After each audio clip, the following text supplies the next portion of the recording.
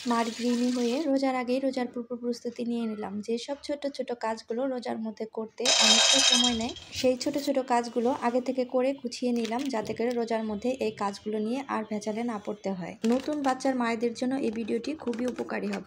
Hello everyone, আসসালামু আলাইকুম। Welcome to Mira and daughter. আশা করি যে যেখান থেকে দেখছেন সুস্থ এবং ভালো আছেন। আলহামদুলিল্লাহ, আমরা ভালো আছি। আমার আরও একটি নতুন ভিডিওতে সবাইকে ওয়েলকাম করছি। আজকের ভিডিওটা কিন্তু ছোলা ভেজানো দিয়ে শুরু করেছি। আমাদের গৃহিণীদের কাজগুলো চলমান গতিতে চলতেই থাকে, এগুলো যেন শেষই হতে চায় না। রমজান কিন্তু একদম আমাদের দ্বার প্রান্তে চলে এসেছে, আর আমাদের বাঙালিদের রোজায় ইফতারের মেইন উপাদান হচ্ছে ছোলা। এই ছোলা ছাড়া একদিনও আমরা যেন কল্পনা করতে পারি না ইফতারটা। ছোলাটা ভিজিয়ে রেখে অফ ক্যামেরাতে আদা আর পেঁয়াজ ছুলে কুচি করে নিয়েছি, এগুলোকে ব্লেন্ড করে নিব। তো রসুনটা ছিলতে হয়নি, কারণ রসুনটা আগে থেকে ব্লেন্ড করা আছে, তার জন্য এখন আর রসুনটা ব্লেন্ড করব না। তো ফ্রিজে ওভাবে আসলে জায়গা নেই। এর আগে কিন্তু কিছু ফ্রোজেন আইটেম বানিয়ে ফ্রিজে রেখেছি। আমার যেহেতু একটাই ফ্রিজ, তো অন্যান্য জিনিস তো রাখতে হবে। তো এখানে কিন্তু আমি আদা আর পেঁয়াজটাকে ব্লেন্ড করে নিয়েছি, আর একটু দাগ কেটে রাখছি। এতে করে হবে বরফ হওয়ার পরে যখন আমি এগুলো খুলতে যাব, খুব সহজে এগুলো কেটে নিতে পারবো বা খুলে আসবে। তার জন্য কিন্তু এভাবে দাগ কেটে রাখছি। পেঁয়াজটা এভাবে দাগ কেটে রাখতে হবে না, কারণ পেঁয়াজের পেস্টটা কিন্তু ফ্রিজে থাকার পরও ওইরকম যে শক্ত হওয়া, ওটা কিন্তু হয় না। দেখা যায় যে একটু ছুরি বা বটি দিয়ে চাপ দিলে কিন্তু সুন্দর করে কাটা যায়।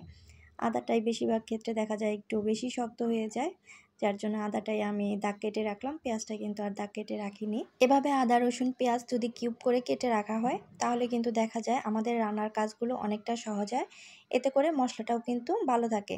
মশলা এভাবে পেস্ট করে ফ্রিজে 6 থেকে 7 ঘন্টা রেখে দেওয়ার পরে মশলাটা কিন্তু শক্ত হয়ে যায়। তারপরে কিন্তু কিউব করে কেটে নিয়ে মশলাগুলো এয়ারটাইট বক্স অথবা জিব্লক ব্যাগ কিংবা সাদা পলিথিনে রেখে দেওয়া যায়। এতে করে কিন্তু মশলাগুলো অনেক সুন্দর থাকে, ভালো থাকে। আর এখানে কিন্তু পরের দিন সকালের জন্য আমি কিছু নাস্তা বানিয়ে নিয়েছিলাম, নুডলস করে নিয়েছিলাম, আর এখানে 3টা রোল ভেজে নিয়েছিলাম। এখন এই মুহূর্তে যারা আমার ভিডিওতে ক্লিক করেছেন এবং ভিডিওটি দেখা শুরু করেছেন, কিন্তু ভিডিওতে একটি লাইক দিতে ভুলে গেছেন, তারা প্লিজ ছোট্ট একটি লাইক দিয়ে আমার ভিডিওটি কন্টিনিউ করবেন। আপনাদের একটা ছোট্ট লাইক পারে আমাকে আপনাদের মতো আরও কয়েকজনের কাছে পৌঁছাতে। আর আজকে যারা আমার চ্যানেল নতুন ভিজিট করছেন, আমার ভিডিওর কোথাও কোনো অংশ যদি ভালো লেগে যায়, তো প্লিজ আমার চ্যানেলটি সাবস্ক্রাইব করে আমার পাশেই থাকবেন। গিয়েছিলাম একটু মাতব্বরি করতে, মানে 2টা কাঁটা চামচ হাতে নিয়ে নুডলস উঠাতে, সেটা তো পারলামই না। একটা দিয়েই পরে উঠালাম, বেশি মাতব্বরি করলে যা হয় আর কি। তো আমার শাশুড়ি সবসময় একটা কথা বলে, হাতুর বাটাল হাতে নিলেই সবাই যদি সুতারের কাজ করতে পারতো, তাহলে তো সুতারদের ভাত মরে যেত। আসলেই ঠিক, সবাই যদি সবটা পারতো তাহলে তো হয়েই যেত। এখানে কিন্তু সকালের নাস্তাটা আমি সার্ভ করে দিলাম। আমার বাসায় যে আমার ভাগ্নি আর ভাস্তি এসেছিল, আমার সাথে বসে গল্প করছিল। তো তখন কিন্তু পাশের রুম থেকে আমার বাবা বলছিল, তোমার মামির কিন্তু ইউটিউব চ্যানেল আছে, তোমরা কিন্তু সাবস্ক্রাইব করে দিও। আর আমাকে বলছিল তোমার চ্যানেলটা ওদেরকে দিয়ে সাবস্ক্রাইব করিয়ে নাও, 3 জন তো তাও সাবস্ক্রাইবার বাড়বে। তো আমি বলছিলাম যে সাবস্ক্রাইব করে লাভ কি, ওরা তো আসলে স্টুডেন্ট, পড়াশোনা নিয়ে ব্যস্ত থাকবে, তো ওভাবে তার ভিডিও দেখবে না, শুধু শুধু সাবস্ক্রাইবার বাড়িয়ে লাভ কি যদি ভিডিওই না দেখা হয়। ওখানে কিন্তু আমি ছোলাগুলোকে ভালোভাবে ধুয়ে পরিষ্কার করে নিয়ে পর্যাপ্ত পরিমাণ পানি আর লবণ দিয়ে সিদ্ধ উঠিয়ে দিয়ে এপাশে কিন্তু এই যে পেঁয়াজের জন্য যে ডাল, সেটা ব্লেন্ড করে নিব, তার জন্য কিন্তু ভিজিয়ে রাখছি। এখানে কিন্তু আমি 2 ধরনের ডাল নিয়েছি। এখানে হচ্ছে খেসারির ডাল, আর একটা হচ্ছে মসুর ডাল, যে মোটাটা আছে ওটা। মাঝে মাঝে শুধু খেসারির ডাল দিয়ে পেঁয়াজুটা খাওয়া হয়, আবার মাঝে মাঝে এভাবে 2 রকম ডাল দিয়েও আমি পেঁয়াজুটা খেয়ে থাকি। তো ডালগুলো ভিজিয়ে রেখে এখানে আমি বাদাম ভেজে নিব কিছু। রূপমার বাবা বলেছে এবার রোজাতে খুব একটা বেশি ছোলা খাবে না, বাদামটা খাবে, তার জন্য কিছু কিন্তু বাদাম ভেজে নিচ্ছিলাম। বাদাম ভাজি করাটা কিন্তু অনেক ধৈর্যের কাজ, কারণ এখানে অনেক আস্তে আস্তে জাল দিতে হয় আর নাড়ানাড়ি করতে হয়। তো আমি কিন্তু এখানে চুলাতে বাদাম দিয়ে আস্তে আস্তে নাড়ছিলাম, আর ওপাশে কিন্তু আরও কিছু কাজ করে নিচ্ছিলাম। এদিকে কিন্তু ছোলাটাও সিদ্ধ হয়ে গেছে অনেক সুন্দর করে। তারপরে কিন্তু ছোলাটাকে আমি পরিষ্কার পানি দিয়ে ধুয়ে নিয়েছি, ধুয়ে ছাকনা দিয়ে নিয়েছিলাম, যাতে করে এতে পানি না থাকে। আর এখন একটা সাদা পলিথিন ব্যাগে আমি ছোলাগুলোকে উঠিয়ে রাখবো। আমার যেহেতু ফ্রিজ একটাই, যদি বক্সে বক্সে করতে যাই তাহলে অনেকটা জায়গা নেবে, তাহলে কিন্তু বেশি কিছু জিনিস আমি ফ্রোজেন রাখতে পারবো না। যার কারণে এভাবে পলিথিনে রেখে যদি ফ্ল্যাট করে রাখি, তাহলে দেখা যাবে যে অনেক কিছুই রাখা যাবে। ছোলাটা এভাবে একত্রে রাখলেও খুব একটা বেশি অসুবিধা হয় না, কারণ ছোলাটা বের করার পরে চাপ দিলে কিন্তু যতটুক লাগে অতটুক কিন্তু ভেঙে নেওয়া যায়। এটা যে একদম শক্ত হয়ে যাওয়া তা কিন্তু হয় না, ভেঙে নেওয়া যায়। তো আসলে আমি যখন বয়স দিচ্ছিলাম, আমার 3 তলাতে ঠিক আমার নিচেই অনেক চিল্লাচিল্লি হচ্ছিল, তারই কিছু সাউন্ড কিন্তু আমার ভয়েসে চলে আসছে। সবাই একটু ক্ষমা সুন্দর দৃষ্টিতে দেখবেন। আমার মতো যাদের একটা ফ্রিজ তারা চাইলে কিন্তু আমার মতো এরকম ছোলাটা ফ্ল্যাট করে পলিথিনে বা জিপলক ব্যাগে রেখে দিতে পারেন, বক্সে না রাখলেও চলবে। এভাবে করে রাখলে কিন্তু ফ্রিজে অনেকটাই জায়গা বের হয়। আর এদিক থেকে কিন্তু আমি যে আগের দিন রাতে পেঁয়াজ আর আদাটা রেখে দিয়েছিলাম ওটা কিন্তু জমে গিয়েছে। আমি কিন্তু সুন্দর করে কিউব করে কেটে নিয়েছি। এখন কিন্তু সাদা পলিথিন ব্যাগে রেখে দেব। তারপরে কিন্তু আরও একটা ডাবল ব্যাগে শক্ত যে আটার ব্যাগগুলো আছে ওটা দিয়ে মুড়িয়ে রাখবো, যাতে করে অন্য সব খাবারের ভিতরে এই যে আদা রসুন বা পেঁয়াজের স্মেলটা না যায়। দেখা যায় যে ডিপ ফ্রিজে বা নর্মাল ফ্রিজে আদা রসুন পেস্টটা যদি ঠিকঠাক মতো না রাখা হয় অন্যান্য খাবারের ভিতরে কিন্তু এই মশলার স্যান্ডগুলো যায়, এতে করে কিন্তু বাজে একটা স্মেল আসে ফ্রিজ থেকে। আমি কিন্তু এইভাবে এই যে সাদা পলিথিন দিয়ে রেখে ওটাকে ভালোভাবে মুড়িয়ে রাবার দিয়ে আটকে নেই, অথবা যে ক্লিপগুলো আছে ওগুলো দিয়ে আটকে নেই। তারপরে কিন্তু আটার যে পলিথিনগুলো মোটা আছে ওটা দিয়ে কিন্তু পেঁচিয়ে আবারও 4-5টা ফোল্ড করে নেই, যাতে করে স্যান্ডটা কোনোভাবেই অন্য খাবারের সাথে মিক্সড হয়ে না যায়। আমি ব্যক্তিগতভাবে মনে করি আমরা যখন ইউটিউবিংটা শুরু করি তখন আমাদের আত্মীয় স্বজন বা আমাদের আশেপাশের লোক যারা আছে তাদের কাছ থেকে এই জিনিসটা গোপন রাখাই ভালো। তো আমার কাছে ব্যক্তিগতভাবে এটাই কিন্তু মনে হয়, আমিও কিন্তু গোপন রেখেছিলাম। এটা আমি কাউকে আসলে বলতে চাইনি বা ওভাবে জানাতেও চাইনি।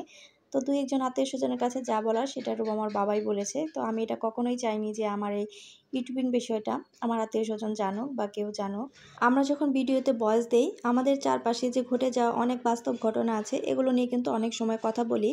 কাউকে উদ্দেশ্য করে কিন্তু বলি না। কিন্তু যখনই দেখবেন আপনার ইউটিউবিং বিষয়টা আপনার আত্মীয়স্বজন কেউ জানে, ভিডিও দেখছে, তো আপনি যখন বাস্তবতা নিয়ে কোনো কিছু কথা বলবেন তারা কিন্তু ধরেই নেয় যে এটা উদ্দেশ্য করে তাদেরকে উদ্দেশ্য করে কোনো কিছু বলছেন বা তাদেরকে মিন করে বলছেন। অথচ দেখা যায় আপনি কিন্তু ওটা কোনোভাবেই চিন্তায় মাথায় আনেননি যে আপনি তাকে নিয়ে এই কথাটা বলছেন। আপনি চারিদিকে আশেপাশে যা দেখছেন এটা নিয়েই বলছেন।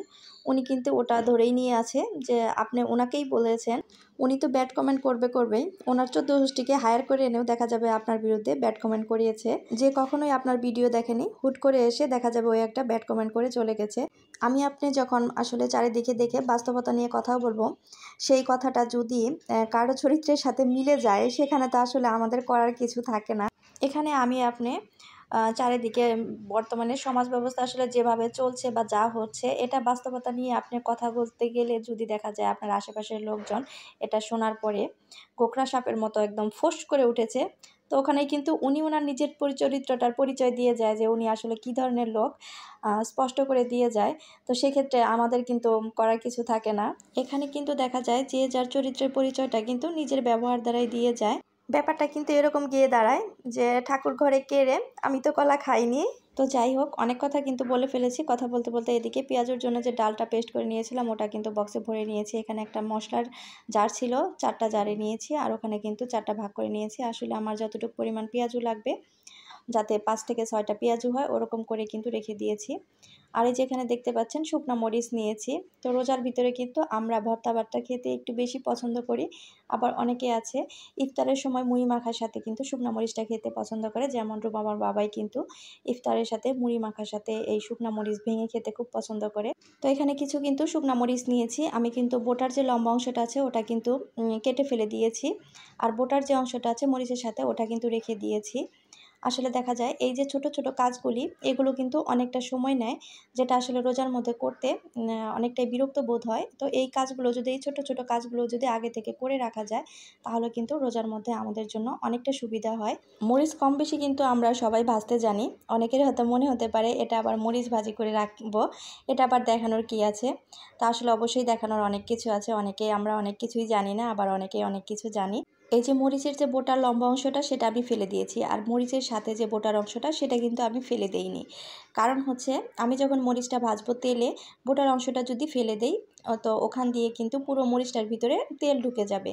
মরিচটা যখন ভাজবো তখন মচমচে ভাবটা ঠিকই থাকবে, পরবর্তীতে কিন্তু সেই মচমচে ভাবটা আর থাকবে না। দেখা যাবে যে মরিচটা কিন্তু একদম নরম হয়ে গেছে, ওটা কিন্তু আর খেতে মচমচে লাগবে না। যার কারণে কিন্তু এই বোটার অংশটা ফেলে দেওয়া যাবে না।